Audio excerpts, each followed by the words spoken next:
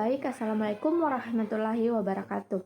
Perkenalkan, nama saya Irnawati dengan NIM 30600 012. Baik, di sini saya akan menjelaskan tema tentang ontologi strukturalisme. Jadi, kita akan mengetahui apa itu strukturalisme, bagaimana konsep ini berkembang, serta mengapa ontologi strukturalisme menjadi salah satu tonggak penting dalam studi budaya, bahasa, dan sastra. Jadi, strukturalisme itu adalah sebuah pendekatan atau metode berpikir yang melihat dunia, khususnya dalam bahasa dan budaya, sebagai sistem yang terstruktur. Pendekatan ini mencoba memahami berbagai gejala atau teks dengan melihat relasi antar bagian dalam sistem, bukan hanya melihat makna secara terpisah. Mungkin juga strukturalisme pertama kali berkembang di bidang linguistik lewat pemikiran Ferdinand de Saussure.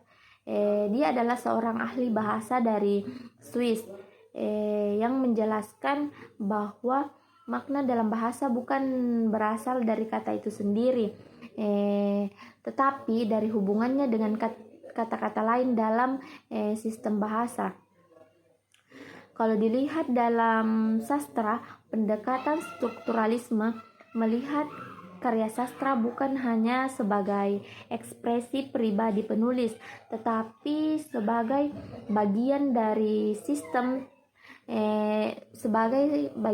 sistem tanda atau kode budaya. Artinya itu sebuah novel, puisi, atau drama yang tidak berdiri sendiri. Ia bekerja berdasarkan aturan atau struktur tertentu, seperti narasi, tokoh, konflik, simbol, dan berbagainya. Adapun yang dimaksud struktur kulturalisme adalah mencari pola yang tersembunyi, struktur universal, atau sistem yang mengatur bagaimana teks bekerja. Misalnya, tokoh dalam cerita yang bisa dipahami sebagai bagian dari struktur. Contohnya itu protagonis dengan antagonis. Secara sederhananya, ontologi strukturalisme adalah kumpulan tulisan, esai, atau artikel yang berisi pemikiran-pemikiran tokoh strukturalis. Ontologi sangat penting karena ia membantu kita memahami bahwa bahasa, budaya, dan sastra bukanlah suatu yang berdiri bebas, tetapi diatur oleh struktur. Ia melatih kita untuk berpikir secara sistematis dan kritis, dengan melihat relasi antar bagian, bukan hanya isi permukaan. Ia menjadi dasar bagi banyak pendekatan kritis modern, termasuk post-strukturalisme dan dekonstruksi. Adapun ciri-ciri ontologi strukturalisme, yang dimana pertama itu realitas dipahami sebagai struktur. Yang dimaksud itu adalah segala sesuatu tidak berdiri sendiri, tapi saling terhubung dalam suatu sistem atau struktur yang membentuk makna. Yang kedua, cirinya itu makna muncul dari hubungan, bukan dari benda itu sendiri. Yang dimaksud itu sebuah hal baru bermakna jika dibandingkan atau dilihat hubungannya dengan hal lain dalam struktur tersebut.